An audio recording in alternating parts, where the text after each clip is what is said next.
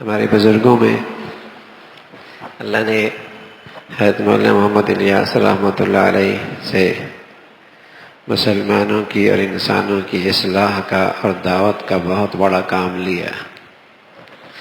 اسی طرح ہمارے بزرگوں میں تھانوی رحمۃ اللہ علیہ سے اللہ رب العزت نے انسانوں کی اصلاح کا اور تربیت کا بہت بڑا کام لیا ہے۔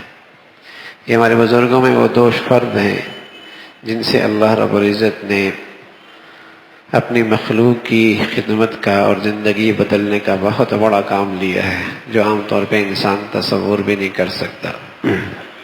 ایک مرتبہ کسی نے پوچھا کہ حضرت تھانوی کی دعوت میں اور مولانا الیاس رحمۃ اللہ علیہ کی دعوت میں کیا فرق ہے؟ تو بہت خوبصورت انداز میں جواب دیا۔ فرمایا تھانوی کی دعوت میں غیرت ہے اور کمال ہے۔ تھانوی کی دعوت میں اور تربیت میں غیرت ہے اور کمال ہے کہ آپ کے ہاں جو طلب لے کے آتا، مخصوص وقت پہ آتا، آداب کی رعایت رکھتا، وہ خوب فائدہ اٹھاتا اور کمال تک پہنچتا۔ اور مولانا الیاس رحمۃ اللہ علیہ کی دعوت میں عموم ہے، عموم کہ چوکیدار سے لے کر بادشاہ تک، دیہاتی سے لے کر شہر تک سبھی اس دعوت سے متاثر ہوتے ہیں، اور اس میں شفقت ہے، کھلا کر پلا کر اور جسے کہیں کہ اکرام کر کے اللہ کی طرف متوجہ کیا جاتا ہے۔ تو تھانوی کی دعوت میں اس میں غیرت ہے اور اس میں کمال ہے۔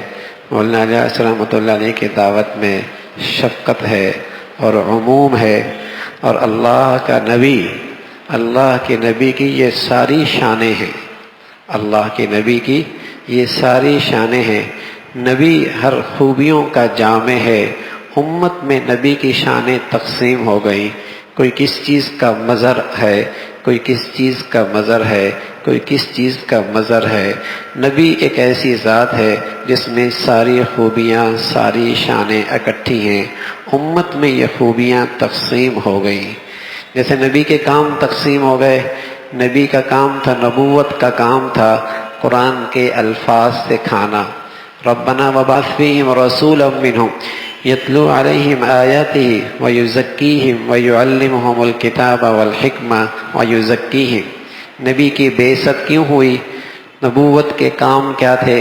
قرآن کے الفاظ صحیح کرانا، قرآن کی تفسیر اور اس کا مفہوم بتلانا، دلوں کی تزکیہ اور دلوں کی صفائی کرنا، علوم نبوت کو عام کرنا، یہ نبی کے کام تھے۔ لیکن نبی ایک ایسی ذات تھی جس میں ساری خوبیاں بیک وقت موجود تھی، لیکن امت میں یہ ساری خوبیاں تقسیم ہو گئی۔ کسی نے نبی کی اس شان کو لے لیا، کسی نے نبی کے اس کام کو لے لیا، کسی نے نبی کے اس کام کو لے لیا۔ الحمدللہ یہ سارے کام اور یہ ساری شانیں جب تک امت میں زندہ رہیں گی، امت میں دین اور ایمان کے لحاظ سے زندگی رہے گی۔ یہ ساری شانیں امت کی ضرورت ہے، انسانوں کی ضرورت ہے۔ یہ جب تک امت میں زندہ رہیں گی، امت کے اندر دینی ایمانی زندگی زندہ رہے گی۔ دیکھو میرے عزیزو، جیسے آنکھ ہے یہ بہت اہم ہے، لیکن کان کی اہمیت کا انکار نہیں کیا جا سکتا۔ زبان ہے بہت اہم ہے، لیکن آنکھ کی اہمیت کا انکار نہیں کیا جا سکتا۔ ناک ہے بہت اہم ہے، لیکن کان کی اہمیت کا انکار نہیں کیا جا سکتا۔ یہ کان بھی ہوگا، آنکھیں بھی ہوں گی، ناک بھی ہوگا، زبان بھی ہوگی، تب یہ پورا کہلائے گا۔ اسی طرح نبی کی یہ کام بہت اہم ہے، اور بس اوقات آنکھ بہت کام دیتی ہے، اتنا وہاں کان کا کام نہیں ہوتا، اور بس اوقات زبان بہت کام دیتی ہے، وہاں ناک کا اتنا کام نہیں ہوتا، لیکن اس کی اہمیت کا انکار نہیں ہے، اس کی اہمیت کا انکار نہیں ہے۔ اس لیے نبی کی جتنی شانیں ہیں اور نبی کے کام کی جتنی شکلیں ہیں سب اہم ہیں۔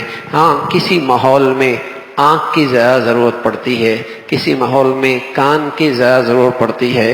ایسی نبی کی کئی شان غیرت کام زیادہ دیتی ہے، کئی نبی کی شان شفقت زیادہ کام دیتی ہے، کئی نبی کی شان کمال زیادہ کام دیتی ہے، کئی نبی کی شان عمومیت زیادہ کام دیتی ہے، کہیں تعلیم تربیت کا کام قرآن کی شکل میں، کہیں تفسیر کی شکل میں، کہیں حدیث کی شکل میں زیادہ کام دیتا ہے، اور کہیں مسلمانوں کا اکرام کر کے، ان کی منت سماجت کر کے، انہیں کھلا پلا کر اللہ کی طرف متوجہ کیا جائے۔ یہ سارے کام اس امت کی زندگی کی ضرورت ہیں، اور یہ سارے کام ایک دوسرے کے معاون ہیں۔ یہ سارے کام ایک دوسرے کے معاون ہیں۔ جیسے ایک گھر بن رہا ہے، کوئی فرش بنا رہا ہے، کوئی دیواریں بنا رہا ہے، کوئی چھت بنا رہا ہے، سب میرا ہی کام کر رہے ہیں، سب میرا ہی کام کر رہے ہیں۔ ایسی یہ دین کی جتنی شکلیں ہیں الحمدللہ یہ سارے نبی کے گھر کی تعمیر ہے، نبی کے نبوت کی آبیاری کا سارا نظام ہے۔ یہ سب آپس میں باہمی ایک ہیں۔ نبی کی جامعیت تھی، ساری خوبیاں نبی کے اندر تھی، امت میں یہ ساری شانیں تقسیم ہو گئیں، اور جب تک یہ امت میں زندہ رہیں گی، امت کی زندگی دین پہ آتی چلی جائے۔